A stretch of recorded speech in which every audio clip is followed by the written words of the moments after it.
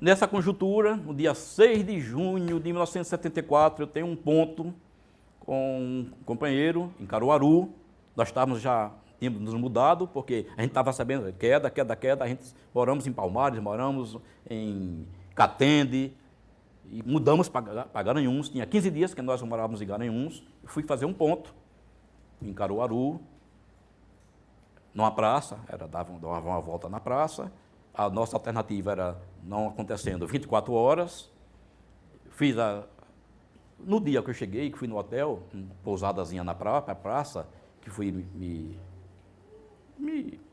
fazer o check-in, né, uns caras, e vieram uns caras, e fizeram perguntas assim, idiotas, sei lá, eu nem me chamei a atenção, né?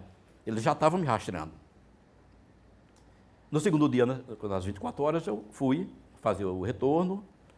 Como estava cedo, eu digo, vou pegar um ônibus, vou dar um viro, fazer um tempo, vou para um bairro. Aí peguei um ônibus em direção a um bairro que eu não sei mais qual era. E no ônibus, no caminho, para um ônibus e começa a subir os caras, paisano, né, pedindo documento. Aí eu de pronto, eu de fato percebi que era repressão, né? E eles vieram pedindo documento. Quando chegaram a mim, já me agarraram, né? Quando eu mostrei, já me agarraram. Um monte de gente me arrastaram, né? E me colocaram numa rural, acho que era rural. Estava lá, me botaram embaixo, né? Me encapuzaram, me algemaram com a mão para trás, botaram no piso, se afastaram assim um pouco, e um cara tirou, devia ser um oficial superior, quem estava comandando a operação, me mostrou minha foto de biúna. Eu disse, o que é que está acontecendo? O que é que está acontecendo? Ele disse, não, você é esse aqui. Ele disse, não sou essa pessoa, você é esse aqui. Ele disse, olha, ou você conversa comigo aqui agora, eu vou entregar você a um bando de facínoras. Eu sabia que o destino era o quartel, o DOI-CODE de Recife, que a experiência era essa. Eu neguei que não era aquela pessoa, mas foi a minha foto de biúna, com uma camisa listrada. Pronto, me botaram no piso, né, com encapuzado, chamado para trás, e foram, aí, aquela algazarra, rodando, uma viagem, aí não sei calcular o tempo, né, e acho que cheguei, era boca da noite, não sei. Pronto. Aí já fui, né, para uma sala, bem refrigerada, me colocaram numa argola, que você fica suspensa, né, né? Os punhos, como é que chama? O que prende? As algemas crava aqui, né? Até hoje ainda tem marca, as algemas crava, corta seus punhos, porque você não consegue se firmar nos pés, né? E aí foram dias de quê? Choque elétrico, com uma pinça na orelha ou na língua, a outra pinça no pênis ou aqui nas nádegas, choque elétrico e espancamento generalizado. Murro, pontapé, um pedaço de pau nos testículos, né? Pronto. Uma voz, devia ser o cara que estava comandando o superior, dizia, não, porrada não, choque. Uma voz mais refinada, né? Devia ser um oficial superior. Porrada não, choque. Eu, uma hora, acordei, estava no chão, um cara me examinando, perguntou o que é que tinha acontecido. E me deu um papel em branco para eu assinar. Eu me recusei, eles continuaram, então, o processo. Meu nome, né, com quem eu ia me encontrar, onde é que eu morava, meu nome, onde é que eu ia encontrar, onde é que eu morava. Então, isso foram 2 dias, né, nessa situação, né, mais ou menos. A vontade, quer dizer, depois dessas condições, isso foi 6 de junho de 1974, a prisão foi sequestrada. Esse sequestro durou, essa prisão clandestina durou de 6 de junho até 1º de agosto de 74. Né? Nesse ínterim, então, nós ficamos. Sim, eu não tinha visto ainda a Ana, né? Não sabia de Ana. Quando a gente vai para os cubículos, né, que sai da seção de tortura, um cubículo estreito, né? As celas solitárias assim, né? Escuras, sem nada, né? Você não podia ficar em pé, era solitária, né? O chão grosso, né? Botava um vasinho de refrigerante, não sei, para você urinar, se fosse o caso. As bandejas de comida de cachorro jogava por baixo da porta. E, assim, os piores momentos, quer dizer, da tortura também psicológica, você vê eles retirando os seus vizinhos de cela para tortura. Ainda hoje, você escutar o tilintado de uma chave, sabendo que pode ser você, ou vai ser o seu vizinho, que vai ser torturado, é terrível, ainda hoje. E você saber, né? Aos poucos a gente foi conversando, quando parava, que vinha, né, sendo arrastado ou não, a gente ia conversando para saber quem era que estava ali, quem é que não estava, né? Pronto, aí foi que a gente foi entendendo, né? Arthur Geraldo, de Paula, estava, nossa, porra, Arthur, você está aí, Luciano Siqueira, estava outro, a gente conversava baixinho, né? Mas ao tempo todo era isso, era a gente escutar o tilintar da chave e sabia, vai levar alguém para a tortura, agora novamente, né?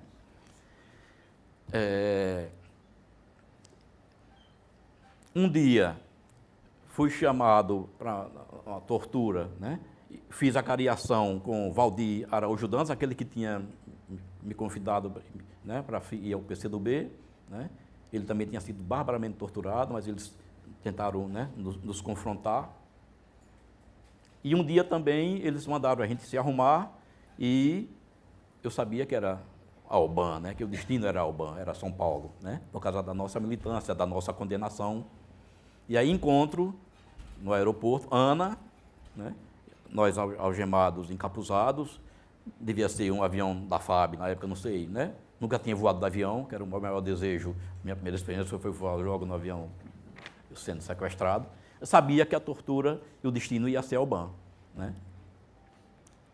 Nessa ida, passamos, foi quando pernoitamos no Barão de Mesquita, no Rio, que eu sabia que foi o Rio, né, porque ele parou antes, eu tinha noção, e quando esses caras, assim, espumando de ódio, que era a guerrilha do Araguaia, guerrilheira, do que mais eles diziam. Foi só uma noite, né? Continuamos no outro dia do voo e fomos para Alban. Aí foi também, pessoal, assim, a maior tortura, né? O DOI-CODE, a Operação Bandeirantes em São Paulo, na Rua Tutóia. Eu sabia porque era lá que a gente sabia que era o centro de repressão, que foi a tortura psicológica. Foi lá que descobriram, pelo entumecimento dos seios de Ana, que ela estava grávida do nosso primeiro filho. E usaram isso, né, o tempo todo. Ela é obrigada a se despir, né, de humilhar, de aterrorizar, da ameaça de morte. Isso, assim, nos arrasou, me arrasou em especial, todos nós, né? E a forma da tortura psicológica era isso. O papo deles era esse. Eu sei que vocês já levaram um pauzinho em Pernambuco, mas aqui também vocês vão ver como é que é bom. O tempo todo, né? E aí isso o tempo todo. Foram, acho que perto de uma semana, não sei, mais ou menos isso, mas de interrogatórios ininterruptos, com a luz acesa, né? E os caras, as equipes se revezavam e o tempo todo obrigando você a se desorientar, a se desestruturar, né? Mais de uma semana, acho que foi uma semana nesse estado. Terrível, tão difícil e duro e desumano quanto o choque elétrico, o espancamento generalizado, né? O fato da tortura, dessa tortura psicológica. Dizer, olha, vocês estão aqui, eu sei que vocês agora nós fazemos com vocês o que nós quisermos aqui com vocês, né? E tomam de interrogatório uma semana, mais ou menos uma semana disso. Foi quando soubemos da gravidez de Ana e foi a tortura, né? Isso é que é, né, terrível do ponto de vista, né, do crime lesa à humanidade, a violência de gênero e nas condições de gravidez que foi as condições que Ana estava vivendo naquele momento. Quando voltamos para Recife, para o DOI-CODE, foi o processo, então, da legalização da prisão. Porque, nesse íntere, o movimento democrático, a resistência, Jackson, acho que na época era deputado federal, Zé Carlos Teixeira, cumpriram um papel importante. O Zé Bonifácio, que era, acho que, ministro da ditadura na época, nós entramos na lista dos desaparecidos, né? Fizeram chegar, né, entramos na lista nacional dos desaparecidos políticos, que obrigou a ditadura a dar informações, né, solicitar informações em Pernambuco, e depois vieram então as informações. Mas eles só legalizaram, né, e anunciaram, formalizaram a prisão, o sequestro, no dia 1º de agosto de 1974. E aí fomos recebidos, a gente pensava que ia ser fomos recebidos pelo torturador Luiz Miranda, bandido, assassino, em Pernambuco, que nos recebeu na porta da Polícia Federal, espumando de ódio, me espancou na entrada, porque ele disse que era a vontade dele ter sido da minha equipe, da minha captura, que eu ia ver o que era bom. Aí me espancou na entrada da porta do DPF, em Recife, que já era onde é hoje, ali, numa daquelas beiras do rio. Né? De ódio, sim, cara, de ódio. E ficamos sob a custódia da Polícia Federal, mas presos no DOPS, em Recife. Ana, eu via, porque era não é uma cela, na sala de espera dos policiais, botaram assim um cama de vento, não é? Só aqueles colchonetes, aquelas, né? E eu via, ela já, né? Eu ficava no corredor, dava para ver, né? Foi quando também tivemos contato com a advogada, né? E aí também aqui presto minha homenagem à doutora Mércia Albuquerque, né? Mércia Albuquerque, que foi a primeira pessoa que é uma pessoa depois uma pessoa polêmica, né? Tem polêmica sobre ela, mas ela foi a nossa ponte com a família e com o início da nossa defesa jurídica, né? Lutou, né, junto com os familiares e com o auditor, porque Ana teve ameaça de aborto, né? Estava depauperada, saiu das torturas de choque elétrico, de espancamento, grávida. Então, teve ameaça de aborto e a luta dela para que ela fosse hospitalizada. E o auditor, a muito custo, contra a vontade, né, dos caras, né, que não queriam tanto do OPS quanto do DPF, tiveram que ceder a determinação do auditor para que ela fosse hospitalizada no Hospital Beneficência Portuguesa, sob a guarda de torturadores, de agentes da Polícia Federal, que tentavam, inclusive, ficar, né, dentro do quarto, enchendo o saco, provocando. E a atitude digna do diretor do hospital, que, quando sabia dessa situação, não permitia e exigia que os agentes se retirassem do quarto. Né? Os depoimentos da Polícia Federal eram também nessa base. Né? Olha, tá aqui bonitinho, mas qualquer coisa nós levamos vocês de volta de onde vocês estão vindo. Quer dizer, era a ameaça da tortura e da morte o tempo todo, mesmo na fase de instrução do processo na Polícia Federal em Pernambuco. O comando do DOI-CODE naquela época, acho que na época era Coronel João Augusto Maia, é o responsável, era o dirigente do DOI-CODE em Recife naquele período. E de agente, assim, tete a tete, que eu identifico, foi o torturador Luiz Miranda, que já era o Fleury de Pernambuco, fazendo assim a comparação, que era o Luiz Miranda.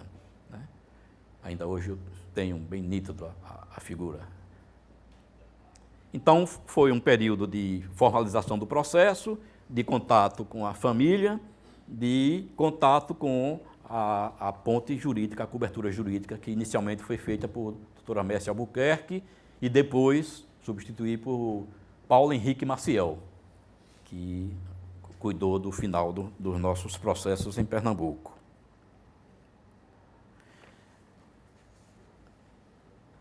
Como eu me sentia? Não posso dizer, né? Não posso dizer, fazer esse relato sem dizer qual é o impacto, né, da tortura no ser humano. Eu tenho que falar disso.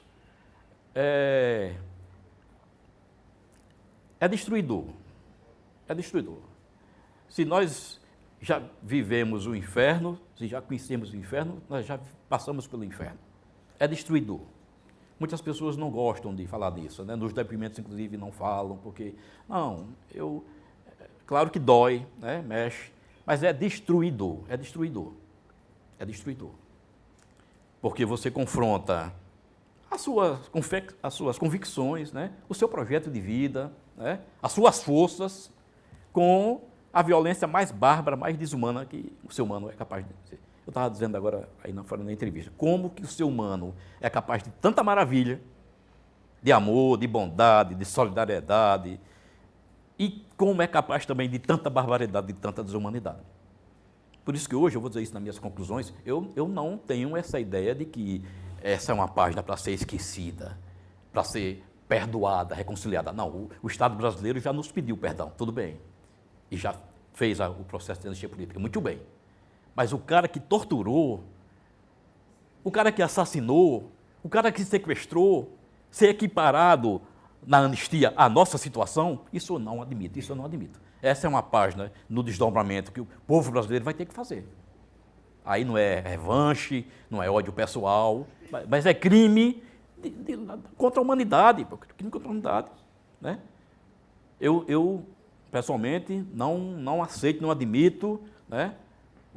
Perdoo o Estado brasileiro, porque os seus agentes fizeram o que fizeram, mas o povo brasileiro tem que fazer o acerto de contas ainda nessa situação. Ah, mas isso é mexer com feridas, é mexer com o que está quieto, a força do poder político e militar ainda é grandioso, e isso vai prejudicar os projetos políticos imediatos ou intermediários. Não. Tem que haver uma articulação onde esse processo de amadurecimento, porque senão o povo e o país não avançam no rumo à civilidade, ao progresso. É um obstáculo a tirar lições, né, de uma nação que não tira lição, né, das suas experiências positivas ou negativas, ela não tem condições mais vantajosas de ir rumo a um avanço, ao progresso. E esse acerto, né, de justiça tem que ser feito um dia nesse país. Não sei quando, meus netos, meus bisnetos, meus tataranetos, mas esse acerto de contas tem que ser feito.